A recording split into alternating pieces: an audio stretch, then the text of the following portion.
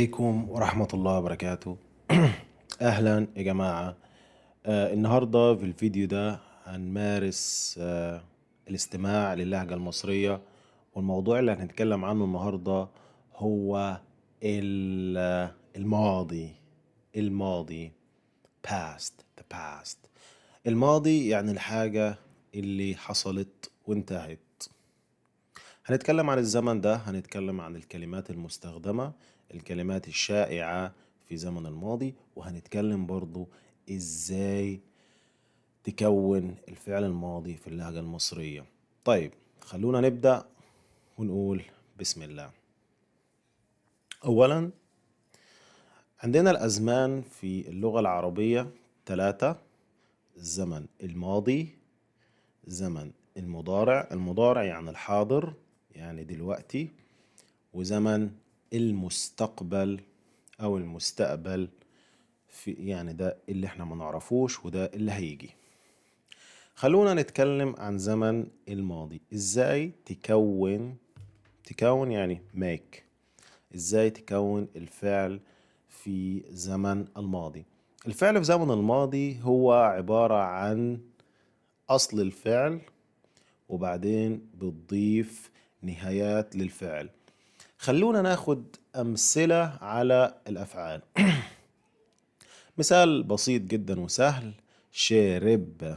شرب ده الجذر، جذر يعني the root word، الجذر. شرب ده الجذر، شرب. عندنا ثلاث حروف: ش ر ب. عندنا الضمائر البروناونز. أنا شربت، هتضيف it في نهاية الفعل. احنا وشربنا، شربنا. نروح بقى لضمير المخاطب أو second person. عندنا أنت، أنتي، أنتوا. عندنا ثلاثة بس، ثلاث ضمائر في خانة ضمير المخاطب. عندنا أنت، أنتي، أنتوا. أنت لو أنت بتتكلم مع مذكر. أنت لو أنت أو أنت بتتكلموا مع أنثى. وأنتوا لو بتتكلموا مع جماعة الذكور أو جماعة الإناث. أنت، أنتي، أنتوا. طبعا في العربية الفصحى الضمائر أكتر من كده بكتير. عندنا خمسة for the second person. عندنا أنت، أنتي، أنتما، أنتم، أنتن. عندنا خمس ضمائر في الفصحى. طبعا زي ما قلت لكم قبل كده، لو انت بتتفرج على الفيديوهات بتاعتي، ان اللهجة المصرية بتكون اسهل من العربية الفصحى. ده في خانة زي ما قلت لكم ضمير المخاطب. خلونا بقى نصرف الفعل مع ضمير المخاطب. مخاطب. انا، انت، شربت، ات. يبقى نهاية الفعل ات. انتي شربتي. زي ما كلمة انتي بتنتهي بالتي، خليك فاكر ان الفعل هينتهي بتي برضو. انتي شربتي، انتي شربتي. انتوا برضو الضمير هنا تو، فالفعل الماضي بيكون نهايته تو، شربتو. نيجي بقى للخانة الأخيرة في الضمائر، هو خانة الضمير الغائب. ضمير الغائب عندنا برضو ثلاث ضمائر في ضمير الغائب في اللهجة المصرية: هو، هي، هم. ثلاثة يا جماعة، ثلاث ضمائر. بص، هو، هي، هم. آه نصرف الفعل. هو شرب، اصل الفعل، الجذر بتاع الفعل. دايما لازم تفتكر ان الضمير هو ده الستاندرد، ستاندرد بروناون. يعني هو الضمير ال ال ال يعني كده اللي هو القياسي، اللي احنا بعد كده بنضيف للضمائر التانية. سواء كان في الفعل الماضي بنضيف إضافات للضمائر التانية، لكن هو خليك فاكر إن هو الضمير القياسي. قياسي means standard. هو، هي، شربت، شربت، ات. خليك مركز معايا.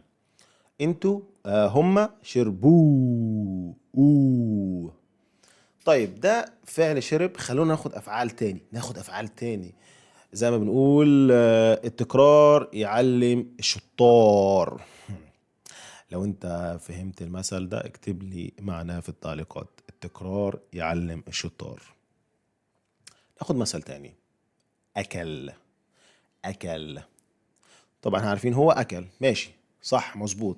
نيجي بقى على انا اكلت.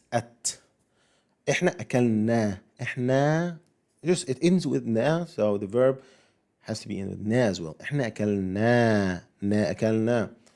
انت اكلت. انت اكلتي. انت اكلتي. تي اوكي.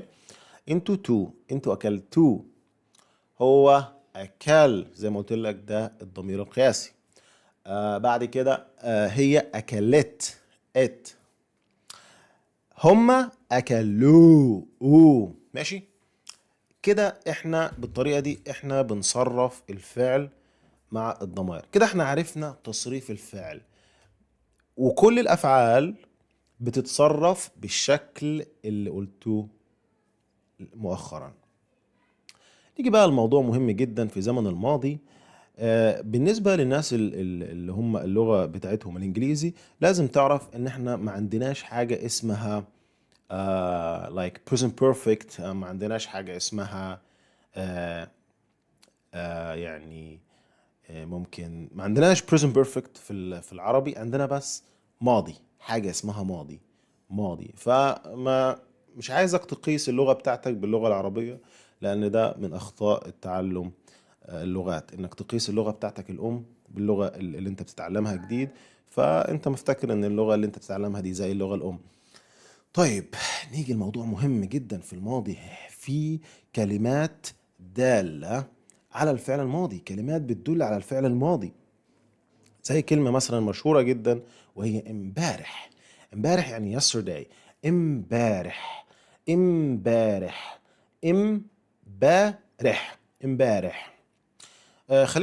خلينا اديك شوية امثلة وجمل مشهورة جدا على كلمة امبارح. امبارح انا كنت تعبان قوي. Yesterday I was very sick. امبارح انا كنت the was. ودي من الافعال المشهورة جدا وشائعة الاستخدام في اللهجة المصرية. كنت I was.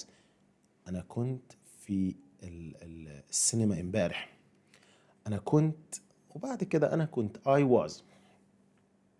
اديك مثال تاني على امبارح. امبارح انا شفت صاحبي احمد. امبارح انا شفت I saw. شفت صاحبي احمد.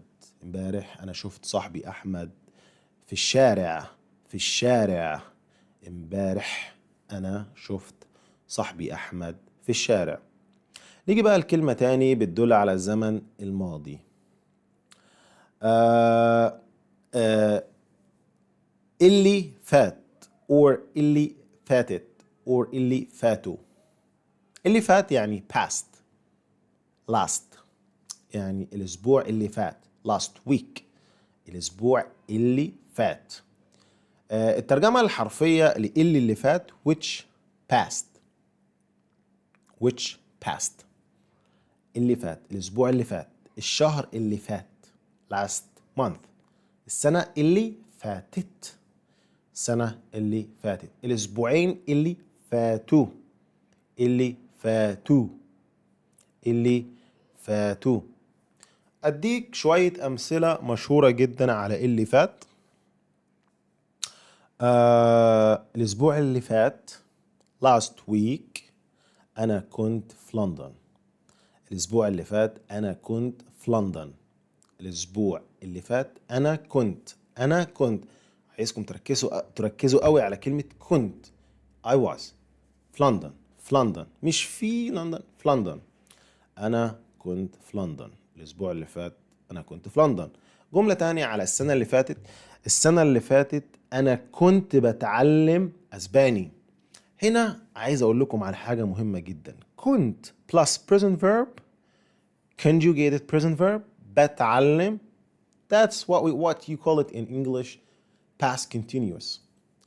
أنا كنت بتعلم. So كنت plus present verb. أنا كنت بتعلم أسباني. الأسبوع اللي فات أنا كنت بتعلم أسباني.